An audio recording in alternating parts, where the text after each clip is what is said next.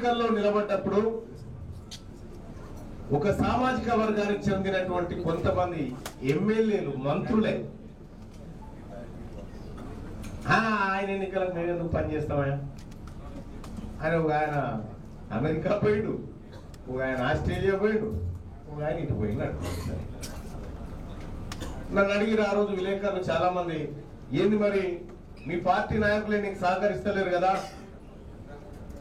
అని చెప్పానంటే, మరి ఎట్లా గెలుపెట్లా అనేటువంటి చర్చ ఇక్కడికి వచ్చిన విలేకరు సోదరులు ఎవరైతే ఉన్నారో వాళ్ళ మిత్రులే అడిగితే నేను చెప్పిన, నేను ఇండిపెండెంట్ గా పోటీ చేసిన రోజు నా చీఫ్ ఏజెంట్ ఈయన ఉంటాడు నరసన్న, 39వ నెంబర్ నాది.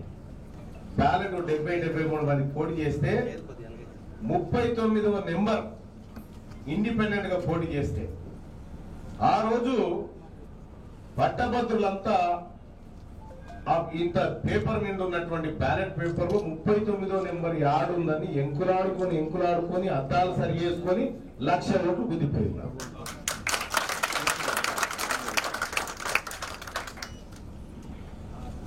మరి ప్రజల్ని నమ్ముకొని వచ్చినప్పుడు, ప్రజాక్షేత్రంలో ఉన్నప్పుడు పార్టీల ప్రాధాన్యత తక్కువ ఉంటుంది, అది ఒప్పుకొని తీరా. నేను ఇండిపెండెంట్ గా పోటీ చేసినప్పుడు బీఆర్ఎస్ పార్టీ నాయకుడు పల్లా రాజేశ్వర రెడ్డి గారు ఉండే, మీ అందరికీ తెలుసు. వందలాది కోట్ల రూపాయలు ఖర్చు పెట్టినప్పటికీ కూడా కొద్ది తేడాలో ఓడిపోవడం జరిగింది. ఆ రోజు తీన్మార్ మల్లన్న ఎక్కడ కూడా కృంగిపోకుండా ప్రెస్ మీట్ లో మాట్లాడి చెప్పిన, ఈ ప్రజాస్వామ్యాన్ని చెరబట్టినటువంటి వ్యక్తులను ప్రగతి భవన్ నుంచి బయటికి గుంజుకొస్తా అని చెప్పిన అన్నట్టుగా కార్యక్రమాన్ని చేసి చూపెట్టి, ఆ తర్వాత ఎన్నికల్లో ఇండిపెండెంట్ గా పోటీ చేస్తే ఇంకా భారీ మెజార్టీతో గెలుచుకొని మొన్న అయినా కూడా కాస్ట్ సెన్సస్ చేస్తామని రాహుల్ గాంధీ గారు ఏదైతే ఈ దేశానికి హామీ ఇచ్చారో అది నేను బాగా ఇంప్రూవ్ చేసి కాంగ్రెస్ పార్టీని గెలిపించిన ఎమ్మెల్సీ ఎన్నికలు.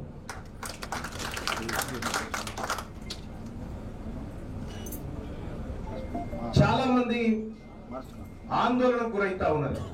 ఒకప్పుడు బీసీల మీటింగ్ పెట్టినప్పుడు, సుందరయ్య విజ్ఞాన కేంద్రం ఇందిరా పార్క్ కాడ పెట్టినప్పుడు వాళ్ళు చూసి ఇంకేమైనా ఉంటే డొనేషన్ కూడా ఇచ్చిపోతుంది వాళ్ళే. కానీ ఇలా బీసీ మీటింగ్ అంటే నిద్ర పడతలేదు చాలా మంది. ఓ ఆందోళన, ఓ భయం, ఏం జరుగుతుంది ఎట్లా అనేటువంటి భయం.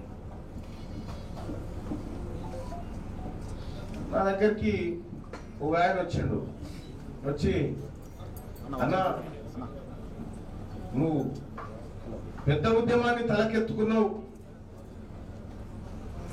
అవతల ఉన్నదేమో సింహంతో కొట్లాడుతున్నావు అని చెప్తా ఉంటే, ఎవడరా పోయి సింహం అని నేను అనుకున్నాను. సింహం అయినా పులి అయినా దాంతో ఎదురుపడి కొట్లాడి చంపాలి దాన్ని. 2 రోజులు నీళ్ళు అందకపోతే అయిపోయి అదే చచ్చిపోతుంది కాదా. 2 రోజులు నీళ్ళు అందకపోతే దానికి ఆహారం అందకపోతే చచ్చిపోతుంది కదా. అది ఆ ఆహారం వేడుంది, మీ తానే ఉండే ఓట్లలా. సింహం అయినా పులి అయినా ఈ బీసీల ముంగట తోక ముడవాల్సిందే.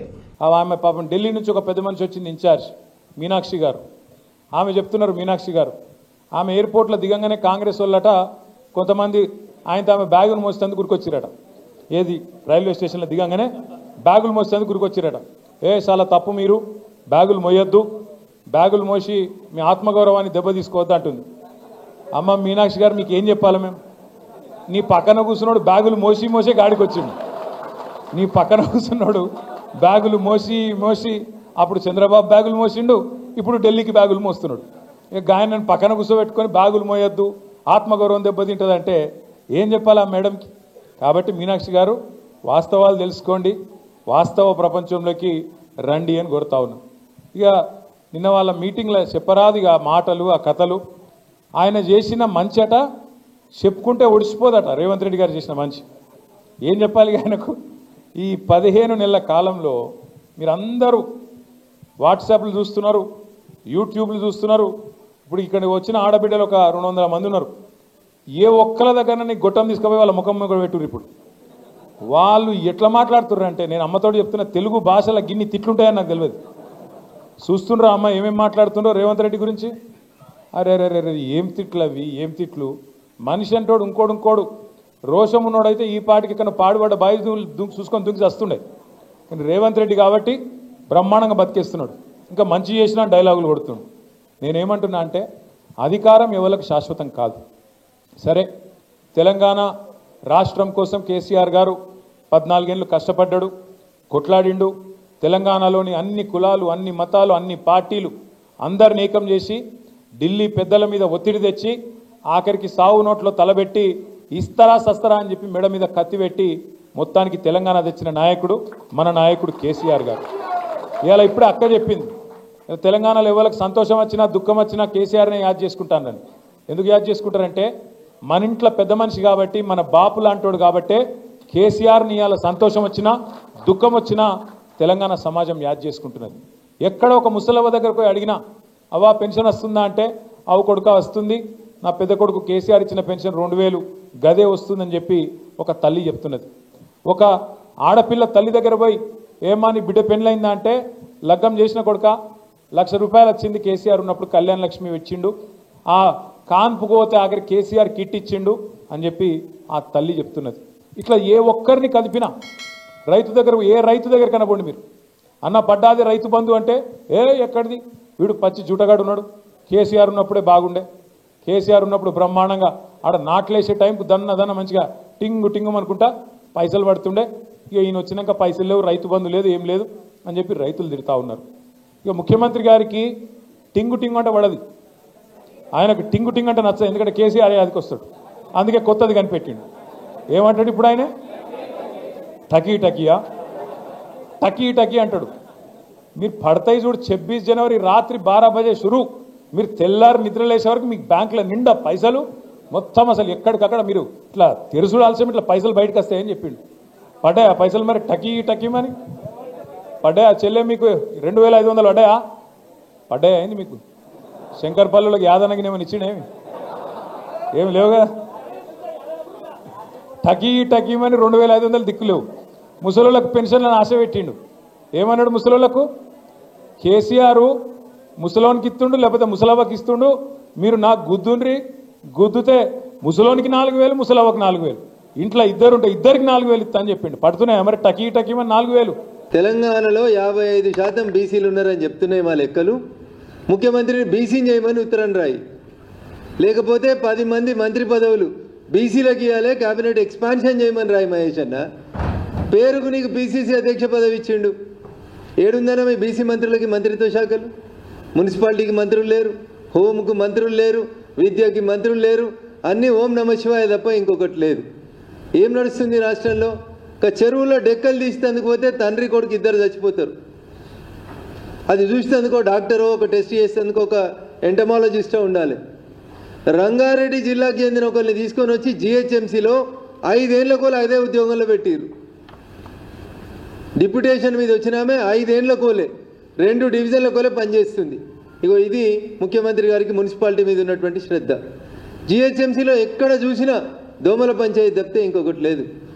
అందుకని చెప్పి ఆ ఎంటమాలజిస్ట్ మీద చర్యలు తీసుకుంటాడా తీసుకోడా అని చూస్తే కమిషనర్ 4 రోజుల నుంచి చూస్తున్నా, 2-3 కాంట్రాక్ట్ ఎంప్లాయీస్ మీద చర్య తీసుకొని 2 ప్రాణాలు పోతే మున్సిపాలిటీలో పనిచేసేటువంటి కాంట్రాక్ట్ కార్మికులు గుర్రపు డెక్కలు తీసేందుకు చెరువులకు పోతే వాళ్ళ ప్రాణాలకు విలువ లేదు. నా జిల్లా అని బాగా మాట్లాడుకునేటువంటి ముఖ్యమంత్రి సొంత జిల్లాలో ఎస్ఎల్బీసీ టన్నల్లోకి పోయినటువంటి కార్మికులు చచ్చిపోతే 8 రోజుల నుంచి ఆ టన్నల్ దగ్గరికి పోయేందుకు ఓపిక ముఖ్యమంత్రికి లేదు. ఢిల్లీకి వెళ్ళి ఏఐసీసీ ఇన్ఛార్జ్ వస్తాడు, లేకపోతే ఇలా వనపర్తికి స్కూల్కి పోతాడు, గుడికి పోతాడు, అన్నీ చేసుకొని ఆఖరికి సాయంత్రం ఏదో వాళ్ళందరిలో డెడ్ బాడీస్ ఏమో బయటకు వస్తాయని ఒక వార్తలు వస్తుంటే వాటిని చూసి ఒకటేసారి అన్నీ కంప్లీట్ చేసుకొని వచ్చేందుకు ముఖ్యమంత్రి గారు పోతా ఉన్నారు. ఇది ముఖ్యమంత్రి గారి వ్యవహార శైలి. అసలు ముఖ్యమంత్రి గారికి ఏమైనా అడ్మినిస్ట్రేషన్ మీద పట్టుందా, ప్రభుత్వం మీద పట్టుందా? నీ వెనకాల ఏం జరుగుతుందో నీకు ఏమైనా తెలుసా? నీ పక్కనున్న కుర్చీలు గుంజేందుకు ఎట్లా ప్రయత్నాలు చేస్తున్నారు అనేది నువ్వు పోయి ఢిల్లీలో బాధపడుతున్నావు తప్ప నీ ప్రభుత్వాన్ని నువ్వు కంట్రోల్ చేసుకునేటువంటి శక్తి నీకు లేదనేది చాలా స్పష్టంగా ఇక ఈ మధ్యలో అర్థమవుతా ఉంది. మహేష్ కుమార్ గౌడ్ గారు మీరు కూడా బీజేపీ మీద మాట్లాడుతున్నారు, మా మీద మాట్లాడు మానేసి. మీరు చేయాల్సిన పని ఏంటంటే కాంగ్రెస్ ప్రభుత్వంలో ఇంకా 6 మంత్రి పదవులు ఖాళీగా ఉన్నాయి. ఒక్క బీసీకి మంత్రి పదవికి అర్హత లేదా? కాంగ్రెస్లో 6 మంత్రి పదవుల్ని ఫిలప్ చేసుకోవడానికి 14 నెలలుగా దాదాపు 30 సార్లు ఢిల్లీకి వస్తే కూడా అనుమతి వస్తలేదు. మీరు వచ్చి బీజేపీ గురించి, భారతీయ జనతా పార్టీ గురించి, నరేంద్ర మోడీ గారి గురించి మాట్లాడతారు.